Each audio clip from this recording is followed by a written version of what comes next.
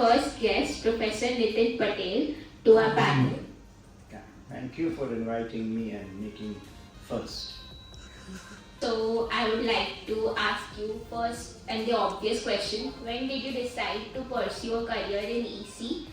And because when you were in college, branches like mechanical, civil were in boom. I have heard so, but can you clear when did you decide? You see, I started my graduation in 1992, and that time the information what you have is not correct.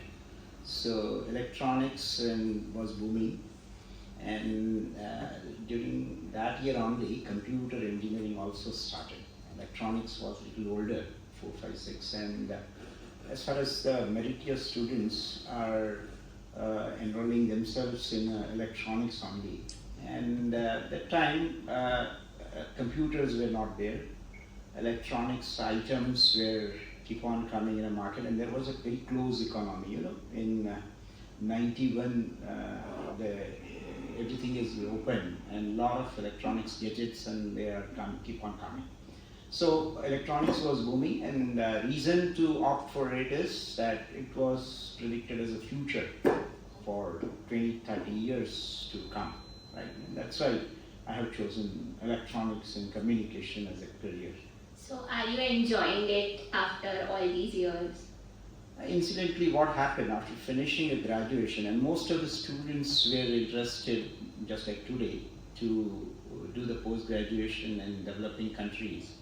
And same was true, almost my 80% batchmates are outside that time also.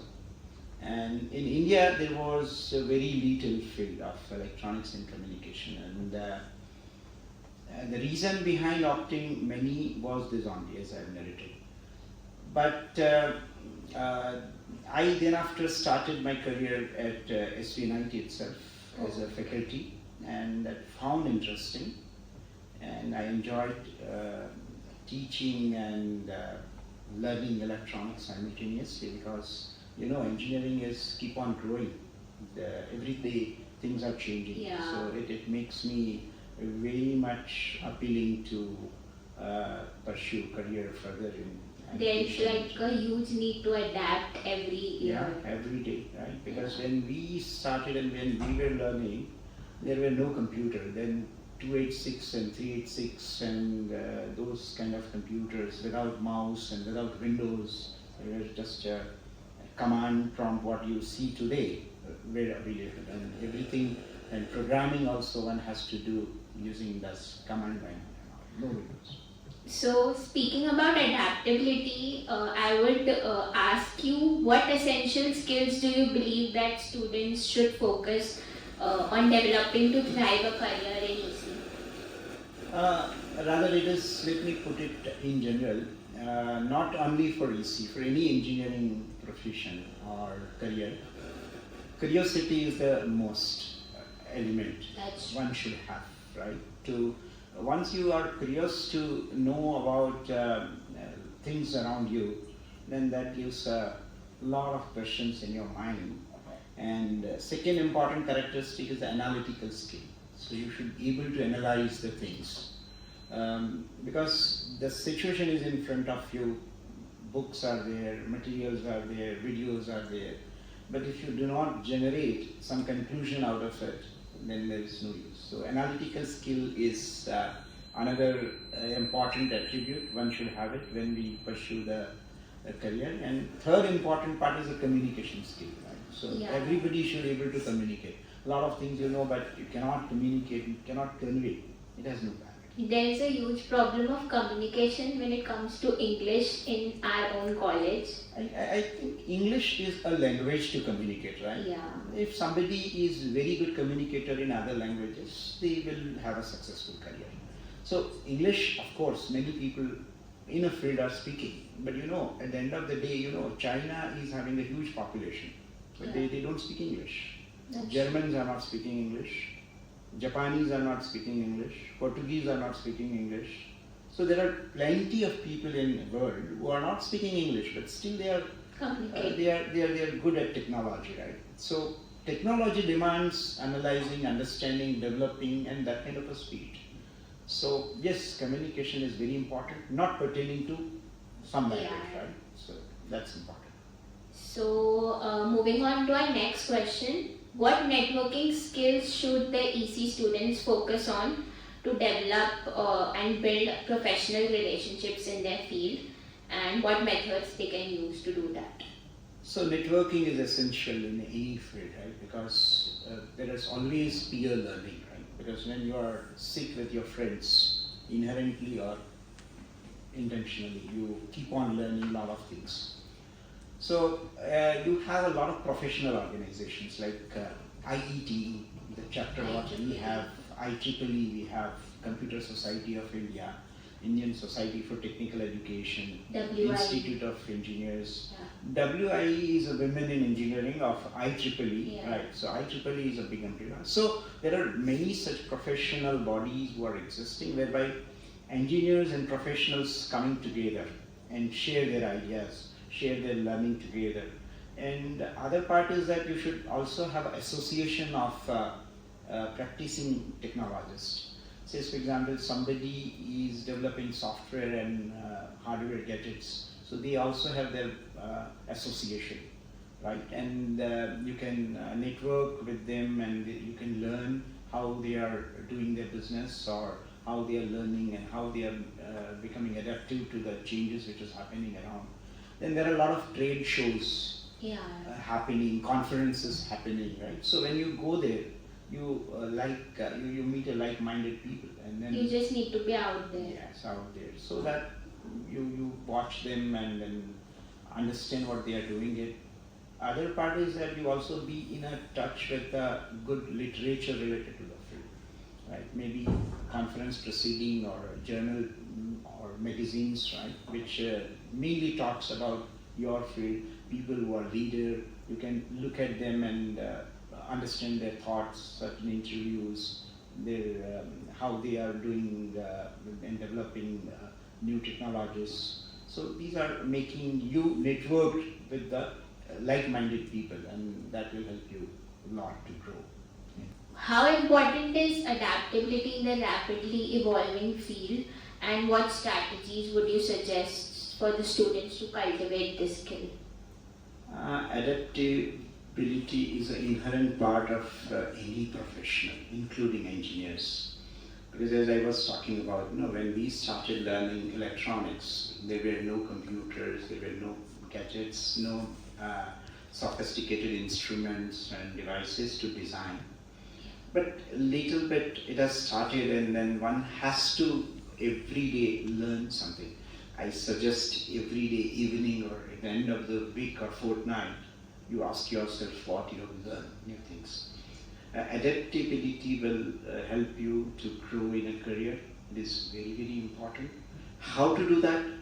Yes, as we have discussed, we can keep association with the people, what is happening in the field. You look at and keep it open. Even many professional bodies like IEEE have IEEE TV, and nowadays you have plenty of resources, internet channels, YouTube channels and all, so you can keep it. That's great. As you have been in this domain for so many years, could you provide an overview of this field for our students? The field that you are majored in, like signal processing. So can you provide an overview for that? So I'll put it into two parts. One is that which are the fields which are growing, where you find out the opportunities. Many technologies are around us, like artificial intelligence or 3D printing technology or generative AI, which is part of machine learning. Then you may have a digital twins, something which is a different word for you. But you have a gadget and you can create another gadget which looks like similar, and that mimics that part, right? Then IoT, quantum computing, robotics, to name few, right? 5G and all. So these are all domains which are going to impact. Now, one should ask the question, what is my role as an electronics and communication engineer into it. So these are all use cases whereby technology will grow, that has been predicted by many. So all the careers which are touching upon these fields will automatically grow. So one has to keep in mind. But what I personally feel is that communication and computing power and internet, everything will come together. Communicating, internet, computing power, they are leading technologies who will change the world. So I suggest if you want to opt for communication, then naturally 5G and 6G, you will be glad to learn that India is now no longer behind the race. India has already started research in a 6G, which is upcoming technology, and the difference between generations are higher bandwidth, higher data rates, and less latency. What I mean by latency is something what you are communicating without any delay. So many real-time applications need this. So person should pursue and understand the technologies behind it. Understanding is a very first step to contributing to technology. So if you are not able to understand, definitely you will not able to contribute. So idea is that you understand the technology and let you decide. Now many times successful careers are gauged by amount of money you get it. Right? Now that is always there as per your liking and your nature, but at the end of the couple of days, a couple of years, you will be able to understand that satisfaction in a work is also important. So idea is that you should be enough satisfaction into the field where you are working. Something what you are enjoying and working will give you the great career. That's what personally I believe it. Maybe sometimes money may be less, but if you are enjoying what you are doing it, something great you will do it. All of this information coming from Sir itself is a huge input for all of us, because we are obviously very confused nowadays as to what to do, like what should we actually go into in depth. So we are very grateful that you provided us with this information. And as you keep on asking, adaptability, right? So things are keep on changing, right? Something what you are working today may not work after a couple of years. So you should be learn how to learn. So learning should be a lifelong. It should not end at the end of the 4 years of undergraduation or 2 years of post-graduation.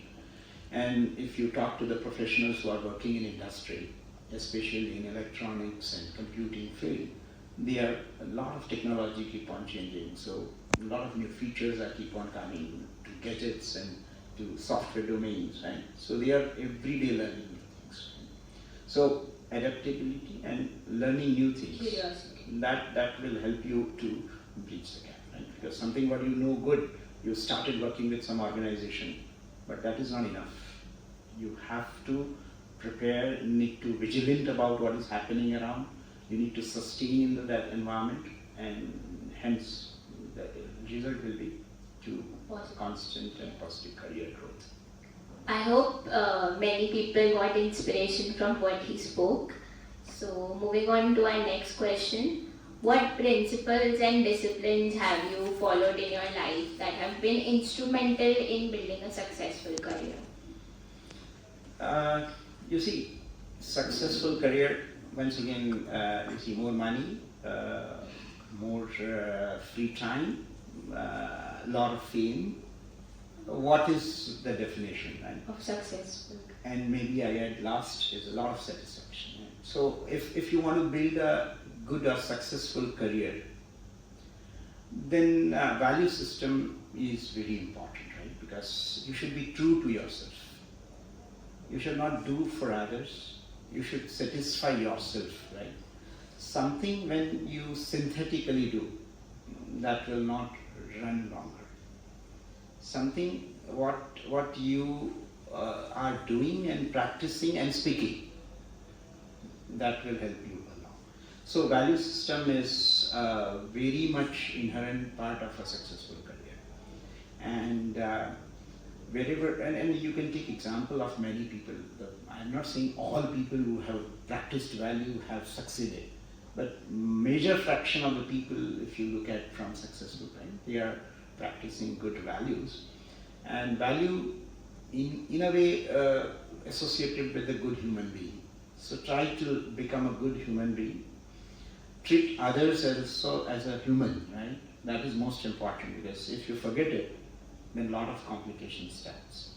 So value system can be defined very simple. You treat all your surroundings as in human and deal them as in human, and try to see always, put yourself on the other side and try to think of it. Then you will be able to, and these all inherent value systems and practice will help you to inherently help in a career. Right? It is not directly visible that this has make you eligible for promotion or something like that, right? So there is no straight equation that if you do this, then it will happen this, right? So in the end of the day, you should be process. a good human being, Yeah. right? So that is most important. I'm asking this question that I don't know if you will answer it honestly or not, but if you were not a professor, what alternative career path would you choose? If I'm not teaching field, I'm not in a teaching field, then what I could have done? I would love to become an entrepreneur and to start my own organization. And doing it, my purpose is to help a lot of other people and to employ them and demonstrate that how gracefully people can live together and grow together. So that I could have, right? Because now profession could be anything. I believe that engineers, the characteristic of engineers is they can fit it anywhere, Yeah, because they are very good learners. So that may be other profession, maybe altogether different than electronics and communication, right? Yeah. It may be a plastic industry or maybe a estate or making buildings or something, right?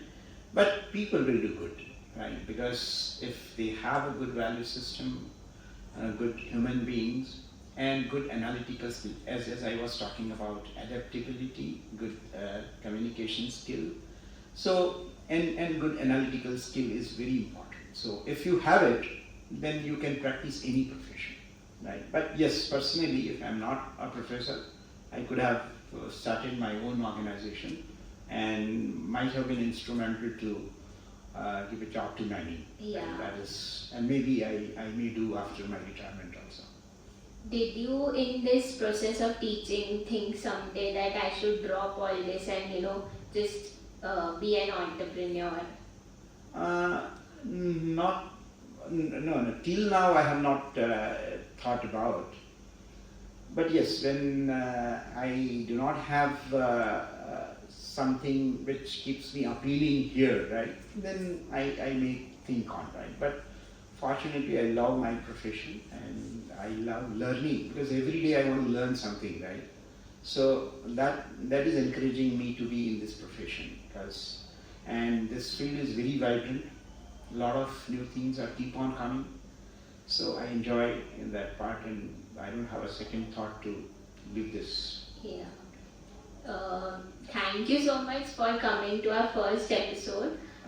I was very skeptical about this as to what should we ask you, as you have been here till 92. Till 1995, Uh, 92. I graduated in 92. Oh, I was informed that you were in SCAD since 95. Yeah, I was here in 95. Earlier, 3 years I was at SVNIC.